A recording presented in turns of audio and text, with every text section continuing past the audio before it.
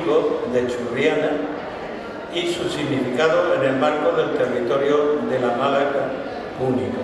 Y sin más, le paso la palabra a don Bartolomé.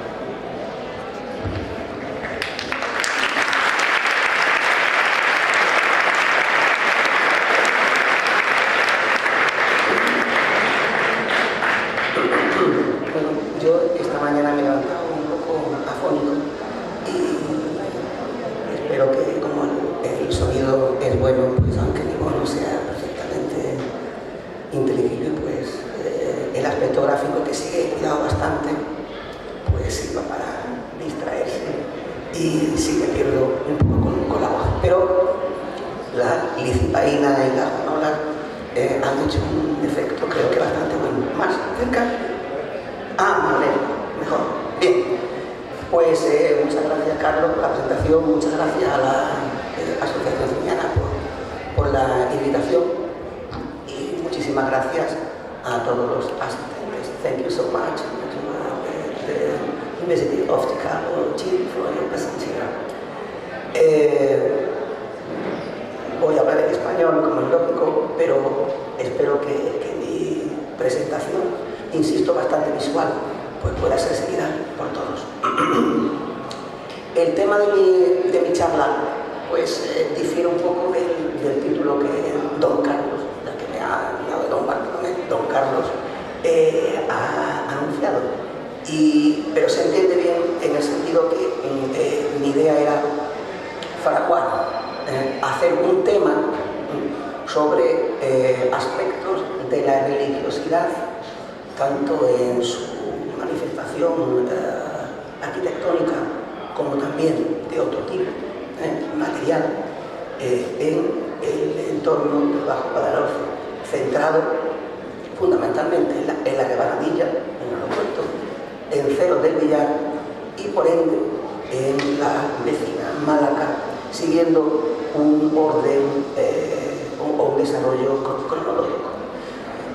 Mi intención también mi intención no lo era, nunca lo es, pasarme del tiempo, pero dado el retraso que llegamos, me autoimpongo una promesa de no extenderme demasiado. Bien, para un público entendido, que en parte lo hay, pero sobre todo para aquellas personas que amablemente están asistiendo a esta conferencia, he desarrollado o introducido algunos aspectos un poquito más generales para que el discurso que yo quiero comentarles a propósito del mundo religioso fenicio púnico en la Bahía de Málaga y sobre todo en la desembocadura del río Guadalhorce se entienda un poquito mejor. Y es que, bueno, pues nosotros nos podemos hacer muchas preguntas que desde hace mucho tiempo se vienen haciendo. Desde hace mucho tiempo es hace muchos siglos. ¿Quiénes vienen aquí en un periodo histórico? Los fenicios, ¿vale? ¿De dónde vienen? De Fenicia, ¿vale? Con matices, pero ven, ¿para qué vienen? ¿Y qué novedades o qué cambios significativos se producen en estos territorios a partir de esos momentos que ahora vamos a ir relatando? Una de las primeras preguntas es, bueno, ¿y tanta empresa comercial, unas navegaciones largas de una punta a otra del Mediterráneo, tiene que compensar? ¿Y por qué lo hacen? Claro, no hay una respuesta única, evidentemente por muchos factores que se complementan, pero desde luego uno muy importante es, y ahí está el gran mito de Tartesos, como el emporio del metal, el antiguo dorado. Estas poblaciones fenicias u orientales, porque el término fenicio quizás se queda un poquito corto, aunque no voy a entrar en esos detalles, buscan, como hicieron los españoles, antes y después, otras culturas, el dorado de esa época. Y el dorado de esa época era el extremo occidente y era, sobre todo, el sur de la península ibérica. Y hay metales, aquí hay una reconstrucción de los hornos metalúrgicos del yacimiento de Toscanos, pero luego hablaremos de esto más cerca. ¿Qué buscaban también? Pues como hicieron los portugueses, por los españoles, con la ruta de la seda y las especias. Marfil, oro, esclavos, monos, plumas, etc., accediendo a una de las fuentes y eliminando o matizando el monopolio que hasta entonces más o menos tenía Egipto y su control hacia el África Negra en Nubia. Pero otra innovación muy interesante desde el punto de vista arqueológico, ¿por qué? Porque es un elemento muy importante en el contexto de una excavación, de un estudio arqueológico, es la cerámica.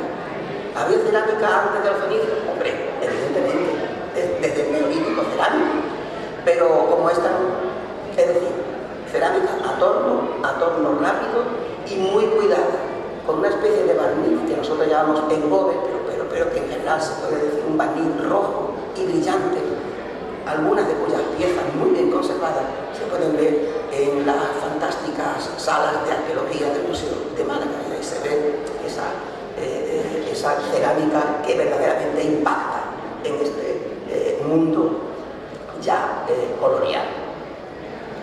¿De dónde vienen? Pues los fenicios vienen de Fenicia, es un perogrullo.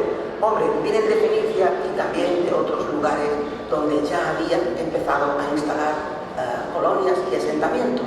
Evidentemente, el caso de Chipre es uno de los más importantes y significativos, que tiene mucho que ver también con el desarrollo de estas colonizaciones, de estas exploraciones y asentamientos. ¿Cuáles son las principales ciudades fenicias en la actual Líbano? Es Berytus, Beirut, Biblos, Arbat, Arabus, Sidón, la gran Sidón, pero una que desde el siglo X aproximadamente había conseguido una fuerza y un prestigio muy importante gracias al rey de Irán, que es Tiro, claro, la gran metrópolis para nosotros, evidentemente para otros aspectos, pues otras ciudades fenicias tienen tanta o más importancia que Tiro.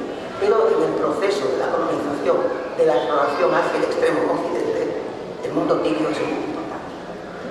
Tiro, hay una paleotiro y una Tiro. Hay una Tiro insular, que es la que aparece aquí recreada y en la que Alejandro Magno, cuando por fin la conquista definitivamente, crea ese muelle, ese dique, y ahora la paleotiro está unida a la ciudad de la Tiro antigua.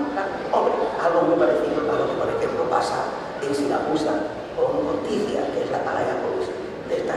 Sucede todavía hoy en algunas culturas y religiones, esa vajilla se destruyó, se amortizó, que nadie la toca.